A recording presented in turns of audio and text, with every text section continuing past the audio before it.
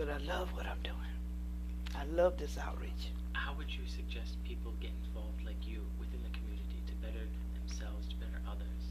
Well, what I try to do quite often, at Eccleston, I've created a grandparent club because I noticed quite a few of my people are grandparents. And so the grandparents might not know the structure of the academic quote today, but I'm showing them and telling them many other things that they can do. And I'm telling them, first of all, what we need to do is just look around us. Stop thinking that I'm poor, I can't do anything. I said, we all poor. Some of us are poor with blessings and some of us are poor without blessings. But it's something that everybody can do. And that's what I teach them, not only for them, but their children.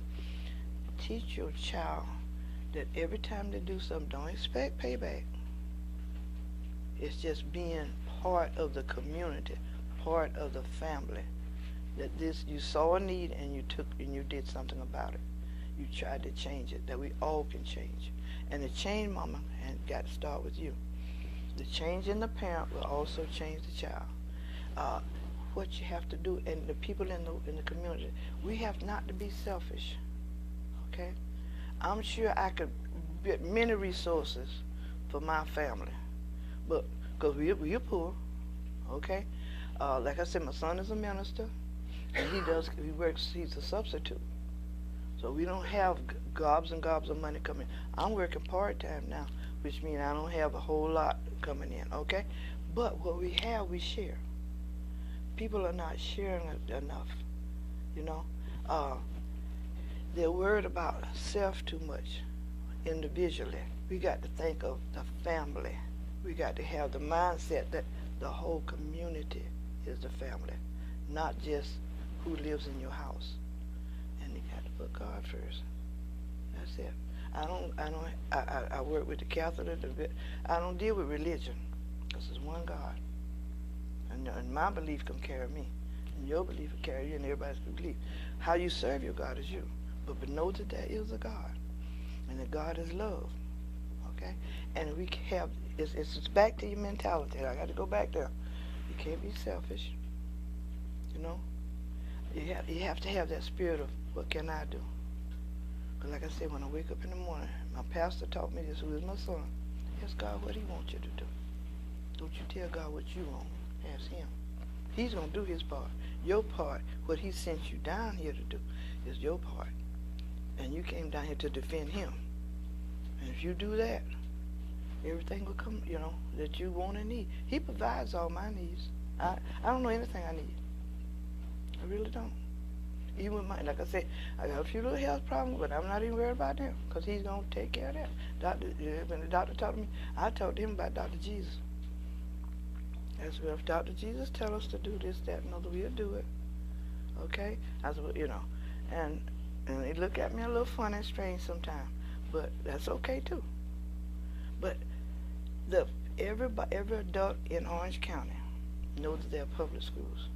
Every adult in Orange County knows that schools cannot put children on an assembly line like a bill in a car. And you can't take a Chevrolet part and put it on a Buick.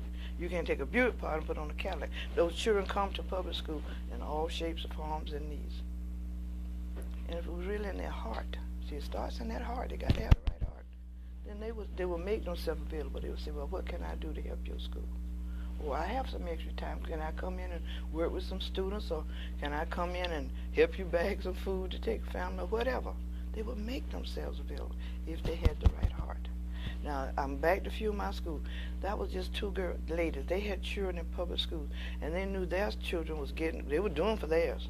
But they started thinking, but what about them other poor Title I schools? And that's when they came up with this plan. It just came out of the mind and the desire. They had a tennis tournament last year. Just had one last week, and I couldn't go, and it hurt me to my heart. But I asked them to please forgive me. I had an emergency. I couldn't get my food out. I was late getting my food and everything. I couldn't be two places. So I asked them, please forgive me. But last year, I was able to go. And they are four strange ladies played tennis, the tennis team for Eccleston. They choose a school, and I went from court to court with them and cheered them on, and we was kind of in the middle. But I tell you, I think the other team kind of cheated a little bit because they had one lady who had been to Wilmington. She was just that good a tennis. They had a young man, I thought it was all women, on one team. Now, they had more points than us, but I hugged my people, And out of just the communication of reaching those ladies, one lady's daughter sold flips and ices, and she made up, cool drinks, and raised $300. That girl, that student, the child did. Another lady, because they was apologizing, baby, you represented me. I love you for representing me, because you didn't even have to come, and you didn't know us. But before they get to school, we write a letter. And I was telling them how we're trying to meet the challenges in our school today, what we need, how some, families are, struggling more than others, but how I wanted to reward those students who do well. They need to be rewarded.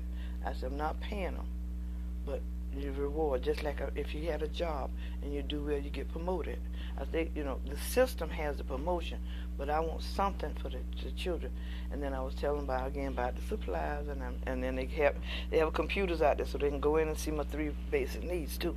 So when they look at that, from that they came up with this idea.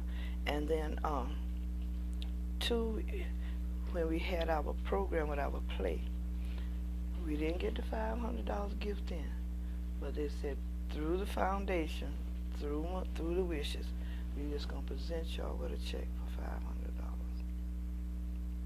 and say, at will.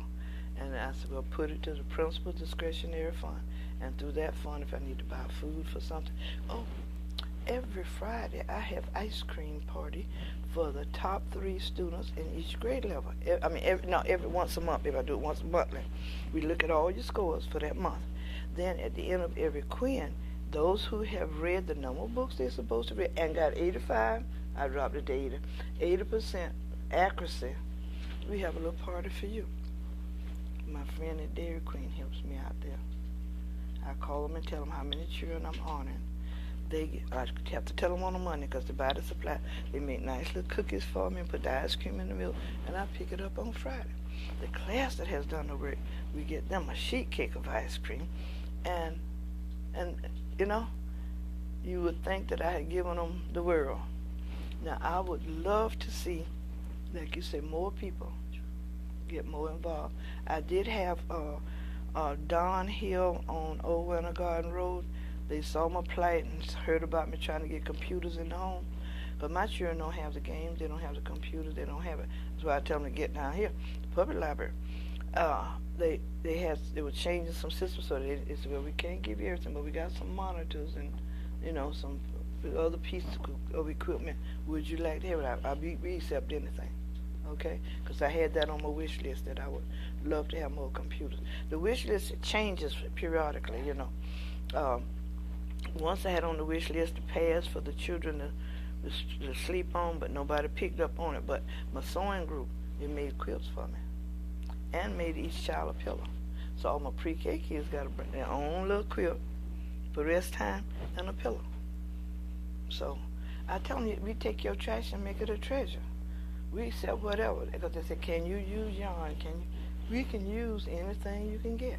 Right now, one of the great needs I have is duplicating paper and some dry eraser markers, for them dry boards. We cannot keep those, so that's one of my needs out there. My 5th grade, they just changed the science books on them, and that's FCAT. Because FCAT was coming up in April, so the teacher had to jump on it right away because they got something new that's supposed to help us. They need composition tablets. I emailed a couple of my friends, and some tablets started coming in. Coming in. So each child has a tablet.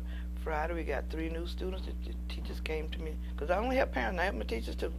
They came and said, John, you got any extra notebooks? I sent out to the ELC, I said, when you take your materials out your notebooks, the 1 inch, the 2 inch, the 3 inch, if they're workable, we can use them. So here come a box one week. Here come another box in different departments as they change around, So it's communication, and I put it out. I don't beg. I just let people know my needs, because the Lord said, if you ask, you receive. And I just ask, and I'm not ashamed to ask, because I'm asking for my baby. Somebody got to speak up for these kids, okay? And these new bills and stuff that they're running out, they're taking all the money from public schools, putting it in private schools, and that's not right. It's the tax money. That's not right. If the parents can want them to go to private school, undoubtedly they can afford it. And see, the private schools only take the children they want. We have to take what's left. You know, if a person just would sit down and just think through, and and have a good heart, they would know what to do to help us out. And it's not only my school. I mean, all the time, all of us struggling. And we work school to school, and we find something that'll work. One girl would say, we don't have a community resource person like you. What are some of the things we can do to get this and this? I share what I can, As an educator, is the FCAT a positive thing or a negative thing? FCAT is negative as an educator to me because it takes too much time. We not only have to teach the children what the skills they're going to measure, but many of those skills are not life skills. They're not realistic skills for the children, okay? Now, they do need a standard. We used to have the comprehensive test, which was measuring too, but it wasn't so profound, okay? We have our what we call our benchmarks and our standards of what each grade level child should know, and a good comprehensive test will measure. What Jonathan Thurman can't read? Oh no! Remember, that's been way back. Even when President Clinton was there, he had America Read. He said that every child by third grade should be reading on grade level. Okay, that initiative left when he left. See, many good things get started, but it doesn't continue. Now, if you got a child that's coming to you from wherever, and we've had students to come to us who had never been in public school. Now look at all we got to socialize them, we got to emotionalize them, we got to do all that before we can even get to the education part. But look at the skills they don't have. You see what I'm saying? And it's not fair.